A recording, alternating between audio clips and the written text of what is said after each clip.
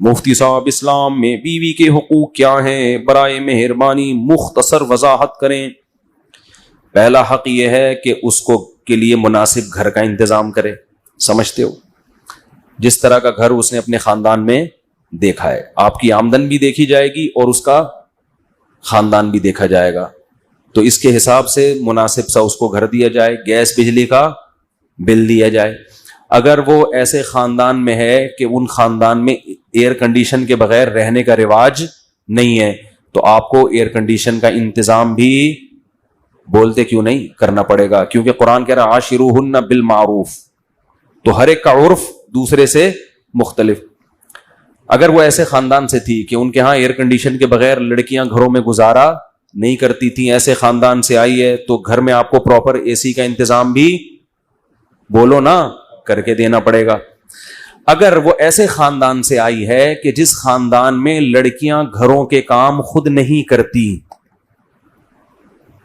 بلکہ نوکر رکھے ہوئے ہوتے ہیں، بعض بڑے مالدار لوگ ہوتے ہیں ان کے ہاں لڑکیوں کا کام سوائے میک اپ اور بیوٹی پارلر کے کچھ بھی نہیں ہوتا، وہاں سارے کام کس نے سنبھالے ہوئے ہوتے ہیں؟ خادموں نے، نوکروں نے، اتنے اونچے خاندان ہیں۔ تو پھر آپ کو اس کے لیے ملازم کا انتظام بھی، اب اپنے حقوق اپنی منہ سے آواز نہیں نکل رہی، شادیوں پہ بیان کرتا ہوں سارے نعرے لگائے۔ میں پشاور میں تھا، ایک نے نعرہ لگایا مفتی طارق مسعود زندہ باد، دوسرے نے کہا 4 شادیاں زندہ باد۔ مجھے بڑی ہنسی آئی، میں نے کہا الحمدللہ ان کے دماغ میں 4 شادیاں گھول کے ہم نے پلا دی، بس یہی بہت بڑا مقصد حاصل ہو گیا، ان کو کھوپڑی میں بیٹھ گئی یہ بات۔ نعرے لگ رہے ہیں بھائی اب تو آپ لوگ نہ لگائیں برائے مہربانی، بھائی ویڈیو نہ بنائیں، ٹھیک ہے؟ اچھا خیر، تو کیا تھا؟ تو اگر وہ ایئر کنڈیشن میں رہنے کی عادت ہے اس کو، تو آپ کو اے سی کا انتظام کر کے دینا پڑے گا۔ اگر نہیں عادت ان کے گھر میں نہیں ہے تو پھر ضروری بھی نہیں، آپ پہ بھی لازم نہیں ہے۔ اگر ان کے گھر میں ملازم کام کیا کرتے تھے تو آپ کو ملازم کا انتظام کر کے دینا پڑے گا۔ اگر ان کے گھر میں رواج یہ تھا، اتنی اونچی فیملی ہے کہ بیویاں شوہروں کے لیے کھانا بولو نہیں پکاتی، بلکہ شوہر کے لیے بھی ملازم اور بیگم کے لیے بھی باہر سے، یہ سسٹم تھا، تو پھر آپ بھی اس سے کھانا بولتے کیوں نہیں پکوا۔ لیکن نارملی ایسا ہوتا نہیں ہے۔ نارملی درمیانے درجے کے جو خاندان ہوتے ہیں اس میں یہی ہوتا ہے کہ لڑکیاں گھروں کے کام کرتی ہیں، تو اس خاندان سے آئی ہے تو اس کو آپ کی خدمت بھی کرنی پڑے گی۔ سمجھتے ہو کہ نہیں سمجھتے؟ تو عاشروہن بالمعروف میں کیا دیکھا جائے گا؟ عرف کو، کہ اس لڑکی کے خاندان میں عرف کیا ہے۔ تو اسی وجہ سے کہتے ہیں کہ جب آپ شادی کرو تو تھوڑا سا اپنی حیثیت سے کم لوگوں میں کیا کرو، تاکہ آپ پر جو حقوق کا برڈن آئے وہ آپ آسانی سے ادا کر سکو۔ جب رشتہ لینے کے لیے جاتے ہیں تو دکان پکوڑوں کی ہوتی ہے، باتیں وہاں بیٹھ کے کروڑوں کی کر رہے ہوتے ہیں تاکہ ہائی پروفائل رشتہ ملے۔ یہ نہیں پتا ہوتا کہ اس کو افورڈ کرنا غریب آدمی کا کام نہیں ہے۔ تو جتنی چادر ہے نا اتنی چادر دیکھ کے پاؤں پھیلاؤ۔ سمجھتے ہو کہ نہیں سمجھتے؟ تو خلاصہ یہ کہ اس کو گھر پرووائڈ کرنا، گیس بجلی کا بل دینا، یہ کس کی ذمہ داری ہے؟ آپ کی۔ اگر آپ نے اس کو الگ کمرہ دیا، پھر بھی ساس اور نند کی بے جا مداخلت ہے۔ ایک مداخلت بے جا نہیں ہوتی، جائز مداخلت ہوتی ہے، ایک ہے بے جا۔ بے جا کا کیا مطلب ہے؟ جب چاہیں دیور صاحب آ کے کمرہ کھول کے اندر جھانک لیتے ہیں، بیگم بھابی کیا کر رہی ہے، اس کا اپنا کوئی سیپریٹ کوئی لاکر ہی نہیں ہے، اس کا کوئی اپنی چیزیں رکھنے کا انتظام ہی نہیں ہے۔ جب چاہیں ساس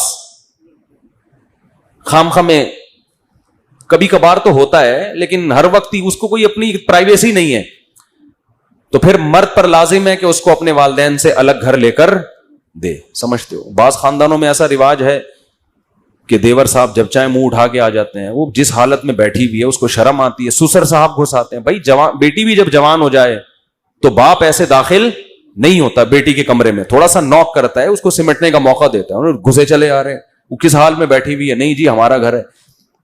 اس قسم کی انٹرفیئرنس اگر ہو رہی ہو تو یہ عورت پہ ظلم ہے۔ سمجھتے ہو؟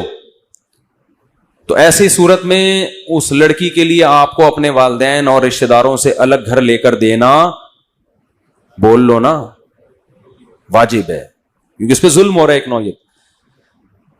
اور اگر اس طرح کا نہیں ہے حساب کتاب, نارمل جیسے سب گھر رہتے ہیں, تو پھر الگ کمرہ اور سیپریٹ اس کو جو اٹیچ باتھ روم جو ہمارے یہاں ہوتا ہے, اتنا پھر کافی ہے. لیکن اگر ظلم ہو رہا ہے اس کے اوپر دیوروں کی طرف سے, اس سے کام اتنا نہ لیا جائے جو اس کی حیثیت سے زیادہ ہو. بعض خاندانوں میں دیکھا ہے کہ 5 دیور ہیں, سب کے کپڑے دھونا ایک اکلوتی بھابھی کے ذمے, سب کا کھانا پکانا اس اکلوتی. دیہاتوں میں, گاؤں دیہاتوں میں بہت ہوتا ہے یہ, تو یہ بھی ظلم ہے.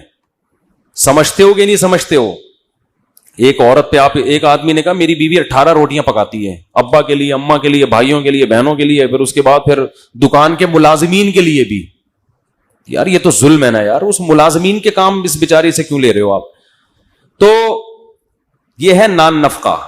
دوسری بات یہ کہ اس کو ٹارچر نہ کرے ذہنی ٹارچر کا مطلب یہ ہوتا ہے بات تمیز سے کرے. گھر میں جب داخل ہو تو حضرت عائشہ فرماتی ہیں ہمارے نبی مسکراتے چہرے کے ساتھ داخل ہوتے تھے. آج بہت سے میاں جب گھر میں داخل ہوتے ہیں تو ایسا لگتا ہے چنگیز خان نے بغداد پہ حملہ کر دیا ہے. چنگیز خان نے کیا کر دیا ہے؟ بغداد پہ حملہ کر دیا, اور بغداد کی اینٹ سے اینٹ بجا دی, خلافت کا خاتمہ کر دیا اس نے. تو جب آپ گھر میں آئیں تو کیسے؟ اور عورت کی بھی ذمہ داری ہے, جب یہ میاں آ کے مسکراہٹ دیے تو آپ نے بھی آگے سے مسکراہٹ کا جواب مسکراہٹ سے دینا ہے. وہ بھی جلی اور ٹھنی بیٹھی بھی ہوتی ہے, یہ کوئی ٹائم ہے آنے کا؟ وہ یہیں سے پڑھنا شروع ہو جاتا ہے.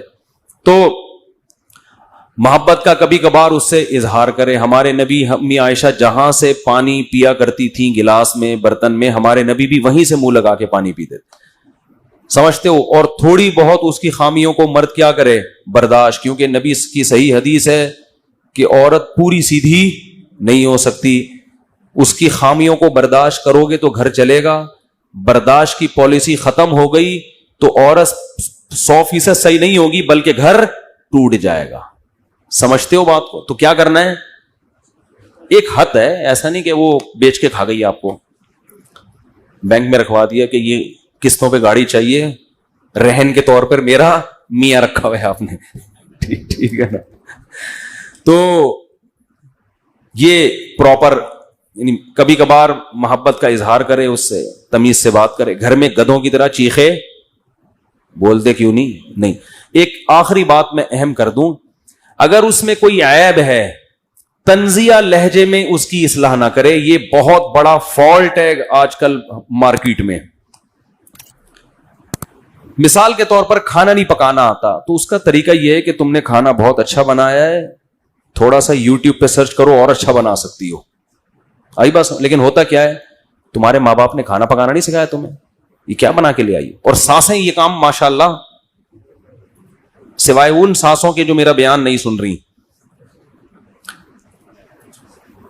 سوری, جو میرا بیان سن رہی ہیں, الٹا ہو گیا, جو سانسیں میرا بیان سن رہی ہیں ان کے علاوہ جتنی سانسیں ہیں, جب وہ بہو میں کوئی عیب بیان کرتی ہیں تو طنز کا عنصر اس میں زیادہ. مثال کے طور پر کھانا نہیں, کدو صحیح نہیں گلے, تو وہ یہ نہیں کہیں گی کہ بیٹا یہ بہت اچھا کھانا ہے, تھوڑا سا اگر ٹیمپریچر زیادہ کر لیتی یا تھوڑا ٹائم اور رکھتی تو یہ اور اچھا بن جاتا. یہ اسٹائل, وہ ساس کیسی جس کا اسٹائل یہ ہو,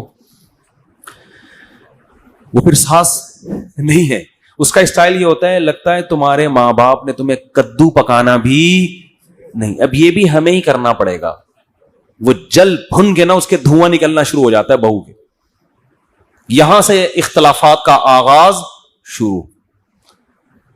تو وہ بیچاری شریف شرفا ہوگی تو چپ رہے گی, اور اگر پڑھی لکھی ہے,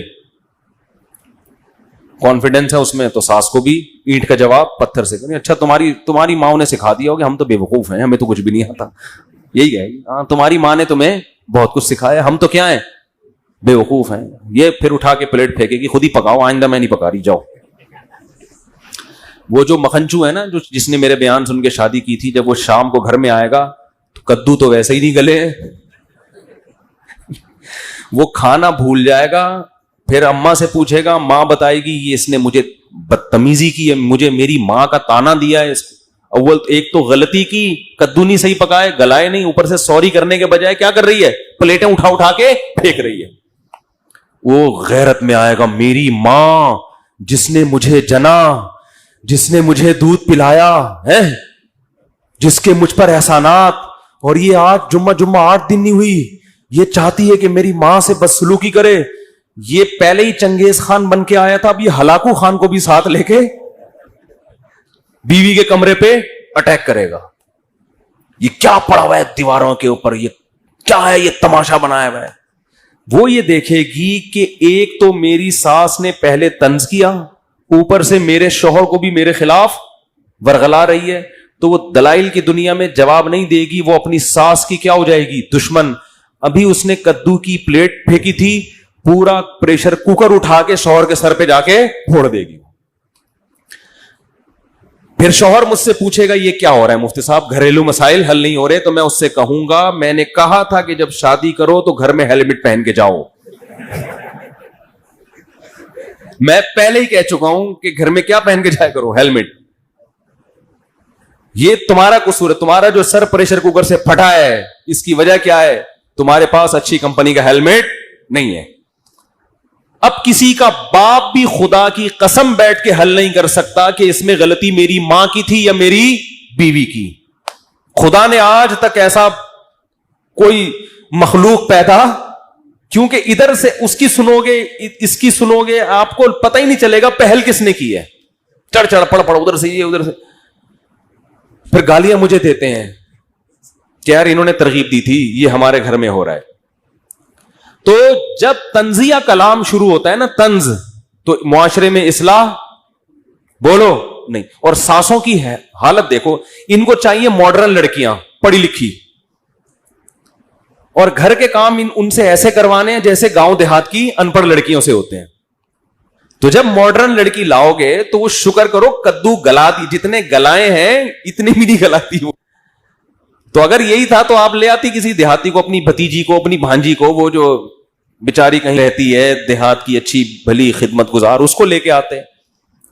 تو اس لیے جب ایسا معاملہ ہو رہا ہو تو ہم کہتے ہیں بھائی بیگم کو ماں سے کیا کر دو, بولو الگ کر دو.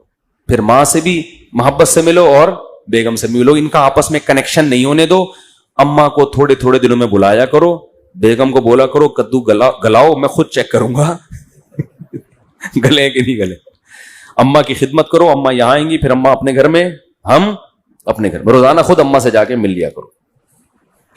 یہ تو حقوق ہیں. آگے میرے بھائی میاں کے بھی حقوق ہیں کچھ, وہ پھر کبھی بیان کروں گا. میاں بیچارے, ہم خود ایک میاں ہیں ہمارے بھی کچھ حقوق ہیں.